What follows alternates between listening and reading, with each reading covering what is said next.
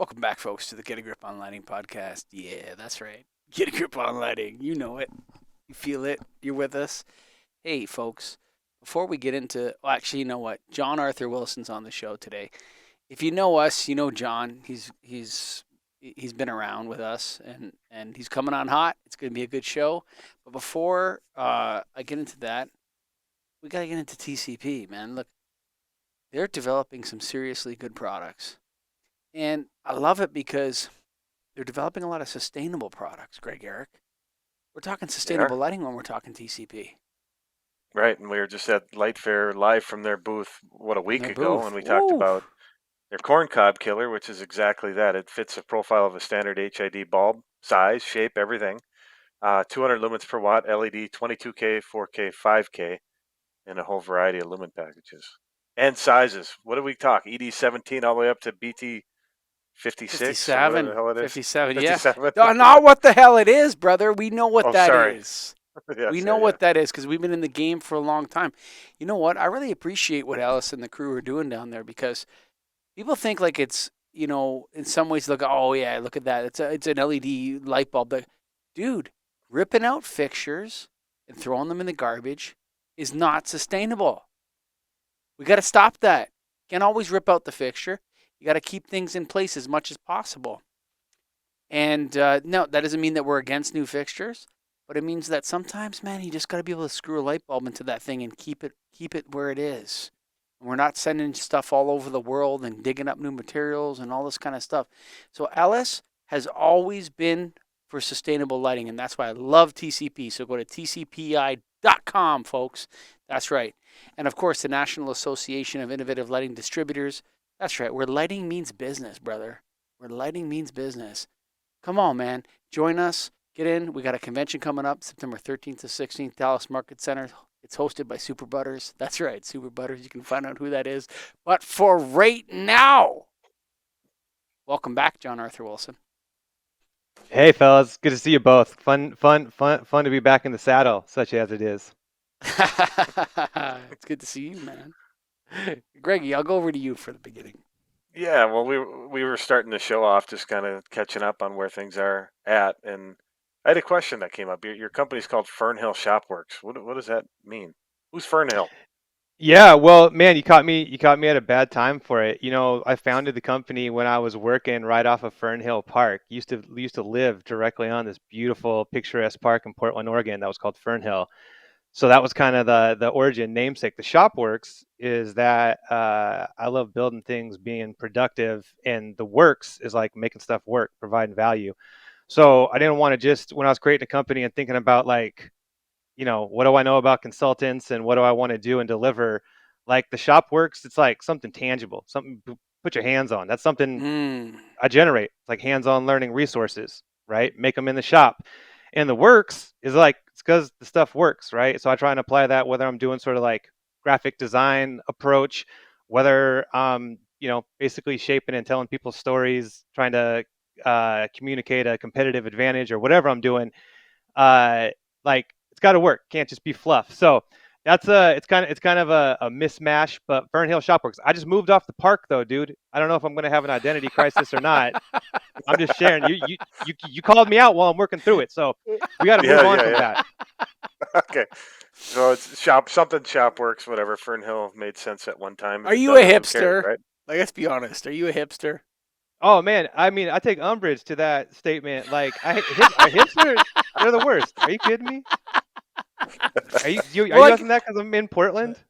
yeah, Yeah. partially, yeah, but also because because like that's such a hipster thing to do. It's like, what's a street name? Fernhill. What are we doing? We're working. What do we got? We got a shop. Fernhill Shop Works. Yeah, it's kind of Dude, like a that's hipster funny. vibe.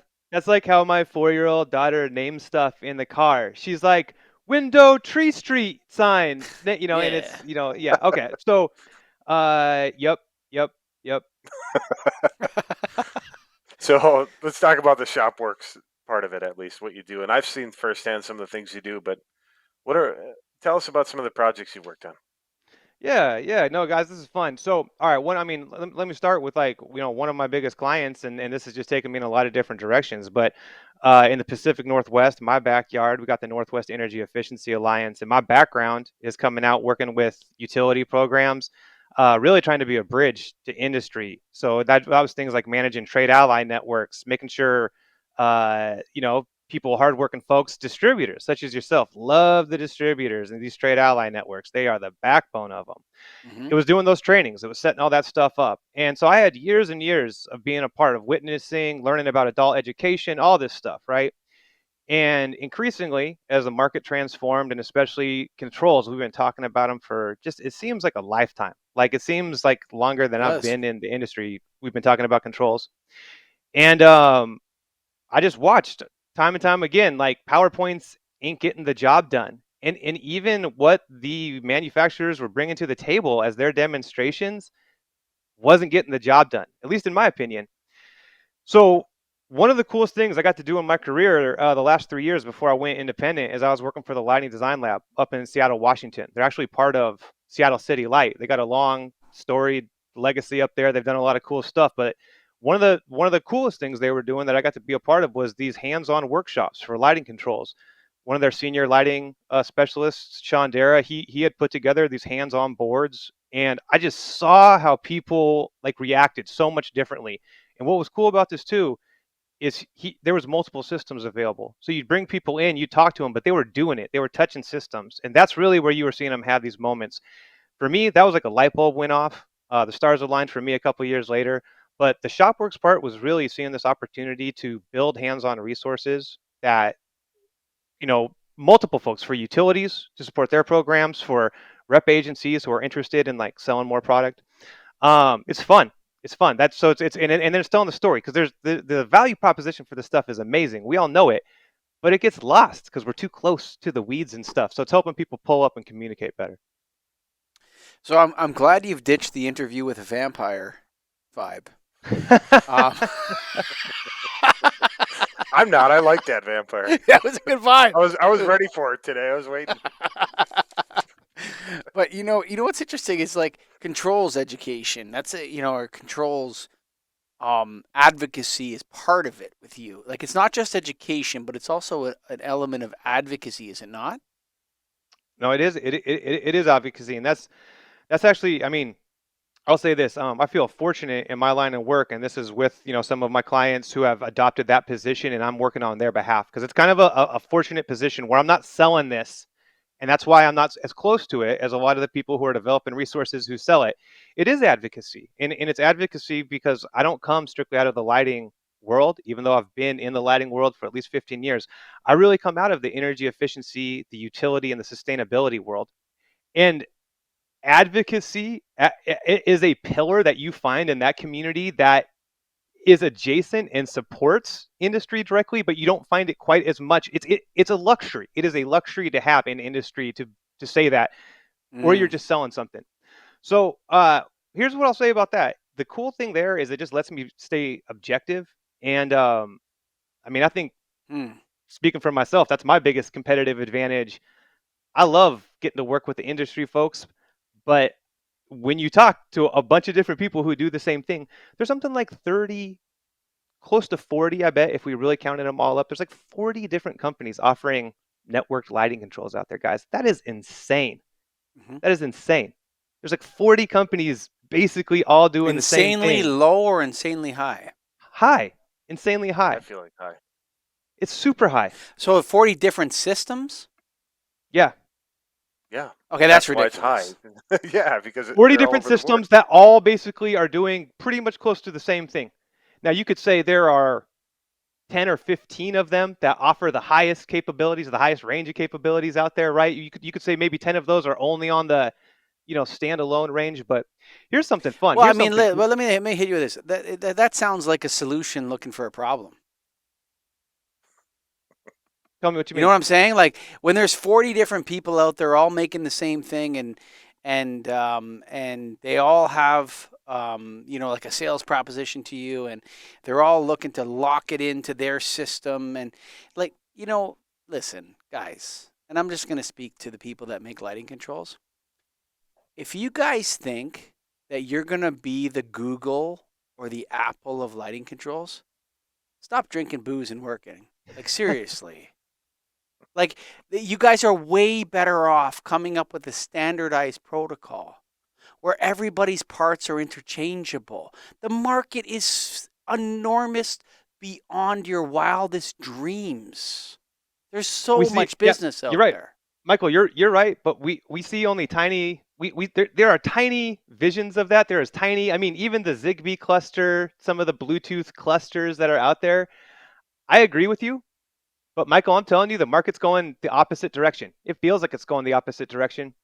Uh, Man, I'll share a graphic with with Scott, the producer. Hopefully, he can put it up for us later. Put it up for us. I got a graphic. It's on my website. It's a market map of where all these systems are. I've got like 25 of them charted on this graph. It's a market map that shows sort of like what's the wireless protocol approach, and it just shows it in really clear terms. You can see it's all proprietary. Even if they're built on something open, they're all proprietary. I mean, just down the line. You have systems that are the most open, you would say, but it's nothing like we think of in terms of if other markets, how we've adopted interoperability and more openness for supply chain sake. And it feels like we are increasingly not going. I mean, I thought for the last 5 years we'd be seeing it go the way you were saying, but it's not. It's crazy. That's why nobody does lighting controls. So that's why it's so it's so unadopted in the industry, and I'll tell you why. You have a purple rain problem, right? You know the song by Prince, Purple Rain? You have a purple I rain never heard it problem. before. Never heard it before, eh? Go ahead. Go ahead. Go ahead. Go ahead. No, you have a purple rain problem, right? I think he says in that song, you need a leader, but you can't seem to make up your mind. So I think you better close it and let me guide you to the purple rain, right?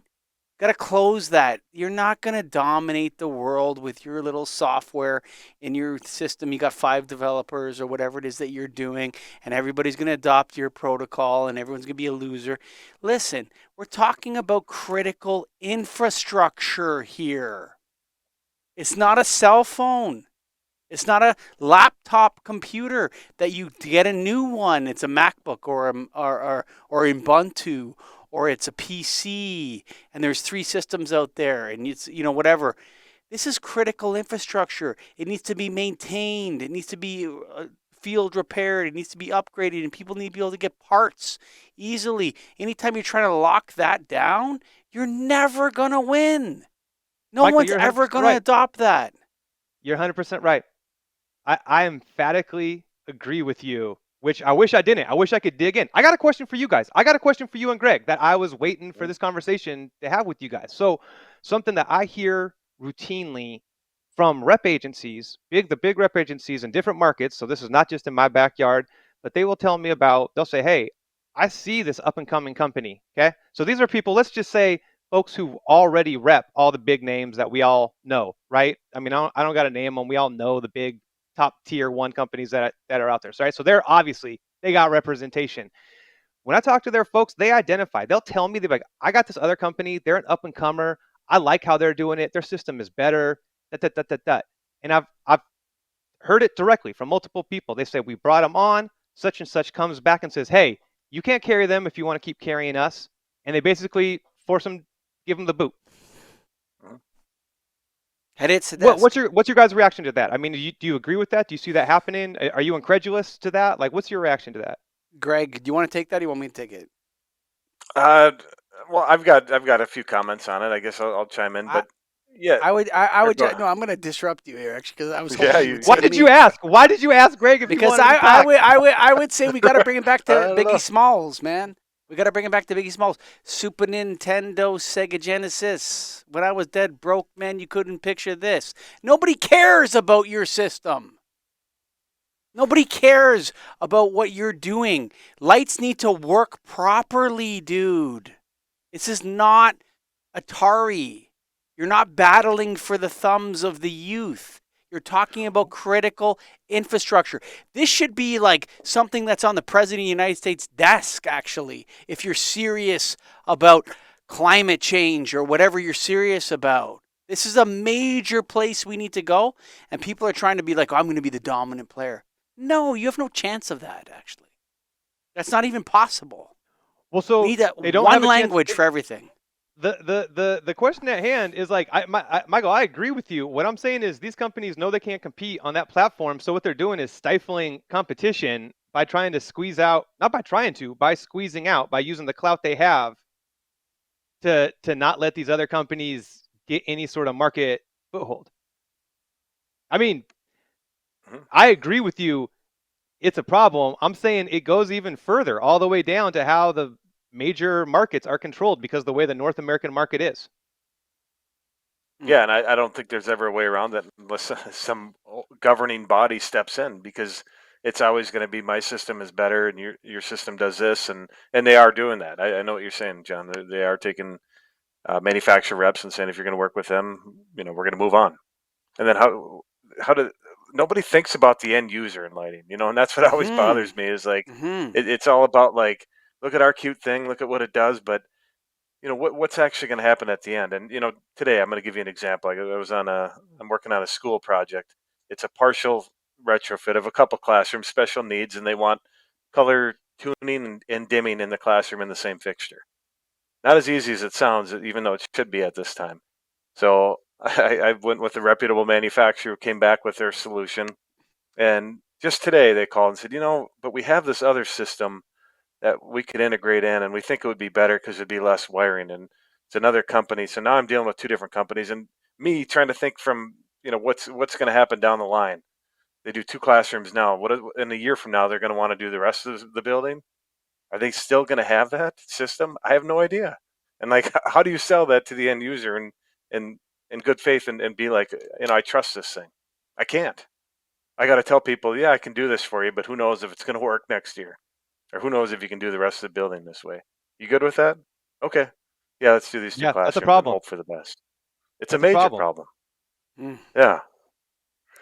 And we're stuck here in the middle of it, and I know we're complaining about it, but like, how do we get a solution to it? Unless there's some like governing body that steps in and says it has to do this, it's just I going to mean, I will continue just on tell this way. you right now, we are not only seeing, in my opinion, from what I've observed with lighting controls manufacturers, uh, we are not only seeing them hold tightly to their proprietary solutions, we are seeing more of them onboard systems. And so let's talk about the good real quick. Let's talk. I mean, there is, it's not like the lighting controls industry is a bunch of nefarious, awful people. I just think the market approach that they are forced into, that they have put upon themselves, is a very sort of short-sighted, myopic way where you're just competing for individual jobs and trying to lock that job in forever, that site, right? Because then it has your stuff. When yeah, to Michael's point, you articulated it well. So let's talk about the good real quick. All right. So just about everybody these days has an app that you can get on and configure the system with. So Hmm. nobody these days should be having to do Morse code or like interpreting blinking lights back at you to figure out if you are in, occupancy or vacancy, or what the timeout is, stuff like that. Even standalone controls, even standalone controls oftentimes have that configurability from the app. That's huge. So like, you know, I'll shine a little love on that. And maybe the thing I'll put on it, the little ironic uh cupcake wrapper we'll put that in, is I think for a long time people thought standalone controls were going to be some sort of evolutionary dead end. Like they were just going to die because network lighting controls and all that stuff has so much promise. No, most of the controls sold are standalone controls. We're exactly, and we're not seeing that at all. Anybody who Yeah. thought that market segment was going to like slowly start getting Nope. lower and lower and lower and then die, opposite. Not only are you seeing more of that stuff, it's getting better to use. So we actually need to embrace it and be aware of it and Yes. not Agreed. treat it like something that's going to die. Totally agree. I could not agree with you more on that. Yes. Yes. Can I? Okay. So did you finish? You were making a point there. Did I disrupt your point? No, I think I laid it up right when you right Okay. where you jumped in and agreed. Okay. So one of the biggest problems I think with entrepreneurism or in the lighting industry is that you know there's this Silicon Valley mentality. Move fast and break stuff. And so people do that. And Johnny Come Lately in the Lighting Marauders comes in and breaks a bunch of things. But they're not in a position to fix that. They're not in a position where they have any capability of fixing it. Second, this is in critical infrastructure. Okay, like we're not talking about your Tinder app didn't work this weekend. Oh, I'm sorry about that, bud. Sorry, it was a software disruption. Or LinkedIn's not working on your BlackBerry anymore. Oh, wow, what a tragedy. No, hey, lighting is critical infrastructure. 100%. Whether it's in the commercial space, whether it's in the industrial space, whether it's outdoor street lights, we're talking about critical infrastructure. Okay? We don't want it disrupted, actually. We need to have incremental improvements. And when you're talking about standalone lighting controls, yeah, guess what? For Michael Colligan, I love a cheap occupancy sensor that we can sell to a customer. And there's 3 little dip switch dials that they can turn from 0 to 20 minutes on the time delay, from this level of light thing to that. And they're out there. Those are beautiful, simple, anyone can use them. And it works on it doesn't need Marshmallow Android 2.2 to work app on your phone. Okay? Nobody wants more alerts on their phone. Okay? Got news for the lighting industry. Listen to me when I'm talking to you. People have enough alerts on their phone. They don't want to know that their garage lights are still on. Should you turn them off? Yes or no? No, if there's no one there, turn them off. That's what a stupid control would do. It would turn it off. They wouldn't send you an alert. It would just turn it off. Like this idea that everything has to be integrated. No, you're right. Yes, it would be lovely if you could download an app and configure the controls once and leave it, and it remembered that. And where there's an opportunity for integrated controls or network lighting controls or whatever you want to call it, yes, let's standardize a language, because standardization consolidates innovation into where it matters, folks. Where it matters. If we have A lot of the things. if we have no, let me just finish this. If there's no limits, listen. The best poetry ever written is written in iambic pentameter, 14 lines on this. If you read it, you would never know there was all these rules. We need rules so that innovation is targeted where it's needed, John Wilson. Hallelujah. Hallelujah, brother. Hallelujah. We need rules. We do need So rules. I agree with that. But the industry tends to cringe. I want to tell you guys what I want, actually. And you can feel free to balk at this, but let me tell you the number one rule that I want, that I feel like is embarrassing that we don't have it. So I'm talking in commercial CNI. I'm not talking small. I'm talking in bigger buildings where we have integrated stuff, okay? And so increasingly, let's like set the table. Increasingly, we know these systems, especially, I mean, if you're on the DLC's list, you've had this for a long time. What we would call like continued. I'm blanking on it. I can't believe it'll come to me. But essentially, in the event you lose communication with the gateway or whatever, you have controls persistence. That's what I'm talking about, right? So all that stuff that's been programmed in, the daylight harvesting, the occupancy sensor settings, all that stuff, it's programmed in. There's embedded logic in the devices locally, so all the stuff is working the way it's supposed to. So when these systems get set up, we're all familiar with the idea of like an as-built, like when the plans are done and things change, you have the actual as-built plans that get laid down. I would love to see systems be able to export. I just got done setting up your building. Here's how I programmed everything. Here's how it's set up. There should be an export button that kicks out to somebody, so it is accessible to the facilities person who's going to be operating that building, to the codes person who needs to check it, to the utility person who is paying an incentive on it. All that information exists within the system. None of them have a good way right now to export that so it is verifiable. And this to me is back to nobody cares about the customer. This is such an obvious thing. This is what we're spending the money on, the system. Is it set up right? How would I know? That's missing. That to me feels like such a fundamental piece. The information, the data is already there. We just need to export it in a common template. So that's something I want to advocate for, but react to it even if you want to balk at my idea. No, I mean, what you're talking about is the difference between cloud computing and edge computing, right? So Tesla figured this out a long time ago. that actually, even though it's 3 seconds or 1 second when you're cloud computing, what you need is computing at the edge. So if you have a vehicle that's moving down the road at 120 kilometers an hour, that vehicle needs to make the decision at the edge. The computer is in the edge. It knows what to do at the edge. Yep. Edge computing versus cloud computing. Like this is the device itself should remember its own settings at the edge.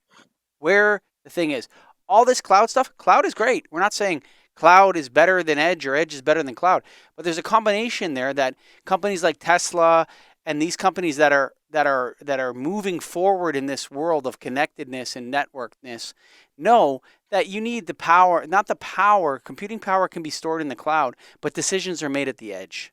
That's how it works. And like the fact that the lighting is, talking about single use systems and all this kind of stuff, like it boggles the mind that some lighting control company would think they can dominate the world of network lighting controls. Like, come on, dude. Everybody will win. The adoption of network lighting controls is what, 1%? I mean, what is it? 2%? Like, what are you talking about? Let's get a standardized protocol, edge computing at the device, and then guess what? Like you said, John, we have to serve our customers. Like the person who's using the lighting controls actually is the most important person in the entire chain. But no, the most important thing for you is for you to dominate lighting controls for the next 50 years like Google. Get a grip, bud. Like, come on. Hey, Michael, to your point, I mean, listen, this is why, hey, I'm only in year 2 of independent business, but I feel like I am living the charm life. You use the word for the work I do. You described it as like advocacy work. What Mm-hmm. I'm doing is advocating for this comment for what you're saying. It's the shared platform. It's the guys Yes. we all lose as long as you guys stay individually divided. It's the story. This has been told with so many great leaders. We don't know who Mm-hmm. to ascribe it to, but it's Genghis Khan. He takes the arrow and he snaps it and he says Yeah, sure. individually you're weak, but the bundle of arrows can't break, right? And it's like, guys, right now you're just like picking each other off. It's so Yes. embarrassing. Even the big And ones, even the big that's the ones. right thing. It's embarrassing. That's exactly what it is. You're acting like fools. It's really I hate to bad. say it. It's really bad. Oh, yeah. Woo. All right, I want to I I want think to talk that to you guys about. Go ahead, Greg. Go ahead, Greg. Go ahead. yeah, I'm just like, how does it ever change, though? Because we can talk about it and do all this, but how is it ever going to get to a point? I don't see how it can ever I'm going to change. answer that question for Please John. do. And John, you No, see if no, you go agree with ahead. it. Go ahead. Yeah, go ahead, Michael. Change cannot occur until the pain of staying the same exceeds the pain of change. That's it. And so this podcast is about shining a light on your pain. Oh, another network lighting control system didn't work. We're going into the fourth network lighting controls boom bust cycle. It is. It is. Again. It Okay. is. It When is. is Back it to going the to be future. painful enough? I mean, we had Back to one the in future. 2000, one in 2009. Everyone was going to plug a Cat 5 cable into the controls. Now we're into the third one, and now we're going to go into the fourth one. Right? When are you guys going to learn? When are you You know what guys I going to call learn? it? You know what this is? This is the age. I call it the obfuscation of gateways. That's the epoch we're in right now. Everyone's like, it's a Yeah. hub, it's a router, it's a bridge, it's a whack. Everybody's got all these different names for it. It's like, call it a gateway. Let's start with that. Let's start with Sure. does it talk to the internet? Does it talk to your wireless protocol? Let's call it a gateway. And then maybe that way, if we just did that, we could erase like 50% of the cybersecurity issues that crop up. Sure, for Call it a sure. gateway so the client knows what it is so they can respond accordingly. And we would get rid of 50% of the air quote cybersecurity issues that are out there. People come up with all, it's imaginative. It's a creative exercise. What these companies come up with these different names for what is a gateway across the board. It's And I crazy. would the only thing I have to, I think that what you just said there should be cut into a clip and put on social media. But the only thing I would add to that is smart in the cloud and smart on the edge. Both. Both. So if something happens and it's no longer collected to the cloud, the edge remembers everything. Yeah, no doubt, no doubt, no doubt. Woo. Hot times, So, summer in the Mike, what? city. So you answered it, but when is the pain of staying the same going to exceed the pain of change? Is it ever for this? Well, that Well, would I'll no tell you what's no. going to happen. No, I'll tell Yeah, you you what's go going to ahead. happen. I'll tell you what's going to happen. These systems have been habitually over-promising and under-delivering. Okay? Now, Mhm. in the state of California, which, listen, I bitch about Title 24 and I don't even live there or have to deal with it. Okay? I'm only adjacent to it. And so we all understand California is different. It's special, but we all recognize it's a massive market. In the case of what we're talking about here, they are going to represent Michael Colligan's side of like they did pass forward some standards for things like demand response. Okay, so that's where I'm going with this. In the rest of the market, okay, there will be a price signal. Lighting controls has been promising to integrate building systems for years, especially for this last 10 years. As long as you've been saying IoT, as long as people have been talking about lighting controls is going to be the backbone of IoT, that statement has been out there for so long. But I'm telling you, my gut feeling on this is overwhelmingly there is such a small percentage of lighting systems that are doing anything to leverage the HVAC to allow advanced demand response. Even though many of these systems have had to build that stuff in just to comply with Title 24, it doesn't mean it's configured, set up, and operating in these systems in other places. So it's going to take some sort of crisis environment where there is a major price signal and these systems aren't coming anywhere close to what they're supposed to be doing. I think that is what it's going to look like. That's going to force some of these systems and then listen, and then it's going to be quite likely big tech companies who come in and start to buy these companies up to consolidate. That's the other way that I think What's the maybe the first thing they're situation. going to do when they do that? They're going to consolidate the software and they're going to pick one and it's going to No work on doubt. this. In fact, they already are. It's already happening. If you look at smart homes right now, so I would cite Thread, the protocol Thread, that is one of the latest and greatest that Google, Amazon, all these companies that we think of as direct competitors, they have all adopted. They're all jumping on board with this Thread protocol for smart homes. That's what is going to happen in the CNI market. It's actually crazy. We're in 2022 and we have such an old school fiefdom of like carved up little marketplaces with tier one Mm, companies dominating. It's feudal. it is. And it's a pathetic bunch of lords. I wouldn't pay them taxes. Woo! There you go. What do you got? What else you got, John? Man, while I'm at it, let's talk about wireless real quick. Wireless is the other thing that really intrigues me right now, and the reason I bring this up. So I got to do a really cool project.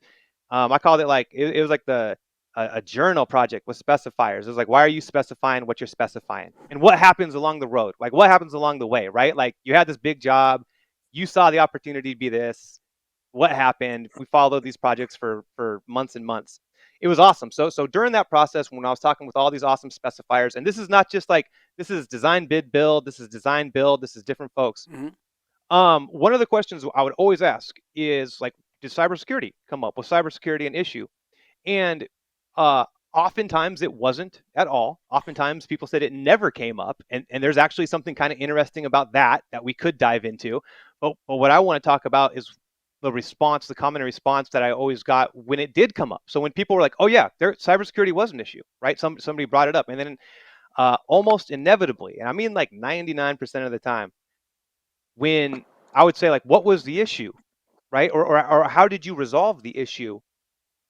People would tell me overwhelmingly, different people from different states, different models of business.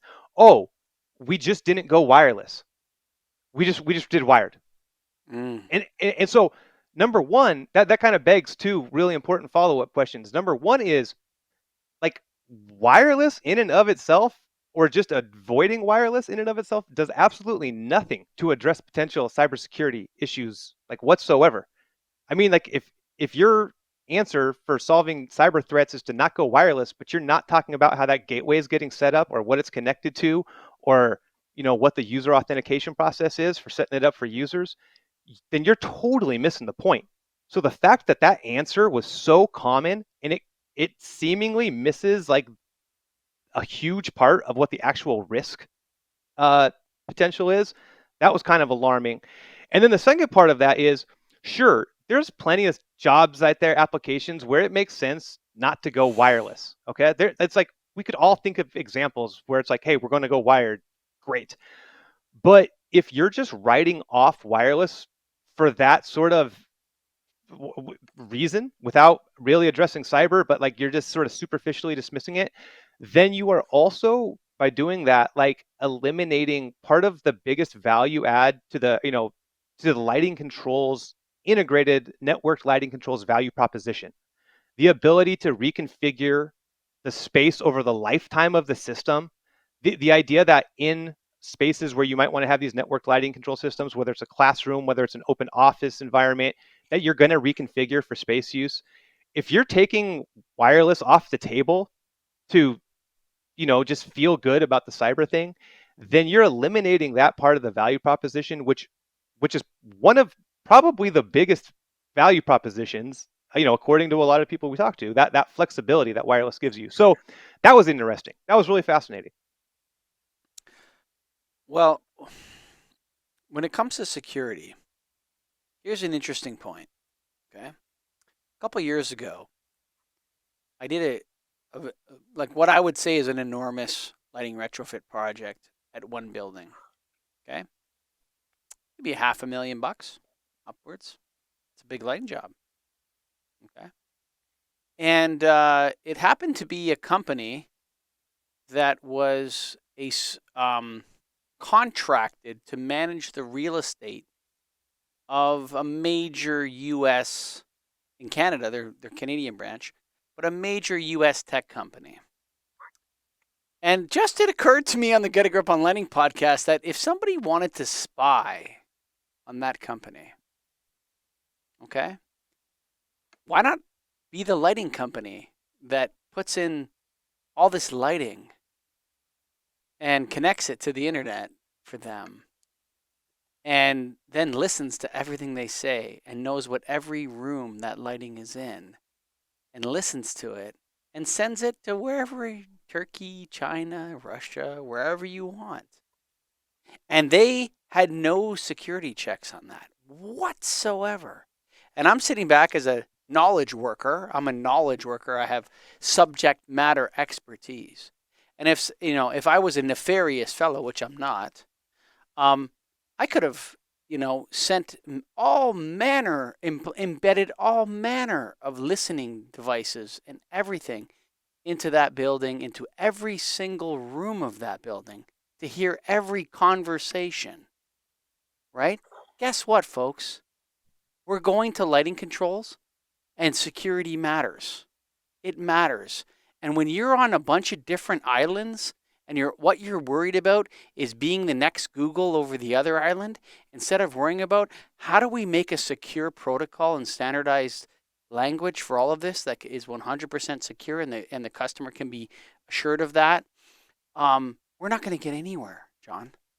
Because I put all these lights in this whole building. I could have connected them to a million different you understand what I'm saying? If I was a nefarious character. And I'm not going to say the name of that company, but it's a major top 4 U.S. tech company. And I could have spied on every single office in their building if I wanted to. My people were in every single office in their Canadian company. Every single one. So the idea that people are taking this for granted, or there's another side to this, that lighting control should be on one protocol, that everyone knows is safe. Not because it's a competitive disadvantage, but because as an industry, we can manage it and make sure it's secure between the different partners. How do we know? How do we know if there isn't a player with unsavory intentions in the market? Hey, question for Greg Eric. Mhm. What's 10 by 10? What's 10 by 10? It's kind of a non sequitur. What's 10 by 10 and looks like church on Super Bowl Sunday? 10 by 10. I don't know. The nailed booth at Light Fair, baby. Where were you guys? I walked by like 5 times. Nobody was there. We're there. We're there. We're working. Yeah, Doing we're some I was working. like, podcasts. they got outside sales today. No inside sales when I walked by. Right. People kept You being know like, oh, I saw what? You Greg know over what? here. I I saw mean, Greg over here. now you got us in trouble. See, What? No, no, that's hey, love. I know Brian, you were listen, working. Brian and the board and Matt and the rest of the guys on the board. Listen, did our best. We're short. Yeah, yeah, I agree. But listen, I think that's a good place to call it. John Wilson, what do you think? Man, it was really fun talking with you guys. I appreciate Oh man, appreciate the big picture perspective you all bring to the table. It's fun to talk. miss you, brother. Yeah, Folks, likewise. you got to talk about TCP. That's right. Come on, folks. TCP. Listen, I'm actually a believer that TCP, you know, people think like, oh, what's this corncob killer about? Oh, da, da. That's a sustainable light bulb. It's LED. It's 200 lumens per watt. And you know what else, Greg Eric? You know what else? Hmm. Hmm. When it burns out, what can you do? You can replace it. Come on, man. You can reach it, yeah, You can easily. change the light bulb. Now, hey, people, oh, I don't want the LED is going to last forever. Come on, man. We're over that. It's not going to last forever. We need to connect it to the controls so that we can change the color of it, so we can dim it down. We can do all these sorts of things. But in the meantime, go to tcpi.com. That's right. Great nailed member. And they're going to be at the convention. That's right, sucker. You listen to this? What are you doing September 15th to 16th? What are you doing? Why don't you come on down to the Nailed convention? That's right. We're going to be talking about a whole host of topics. How does this one tickle you? Warranty issues with LED. Who should pay and when? Oh, yeah, we're going to convene on that issue. We're going to make a decision as an association on that issue of who should pay and when. And so we're going to have a document that people can point to. That's right, sucker. So go to NALD.org. Of course, we got LS Evolve. We got so many things. We're doing committees and this. And it's just, we're the most dynamic association in the lighting industry. I'm calling it right now. Go to NALD.org. Get in here. Be there. Be square. September 13th, 16th, Dallas, Texas. Come on down. Bye for now.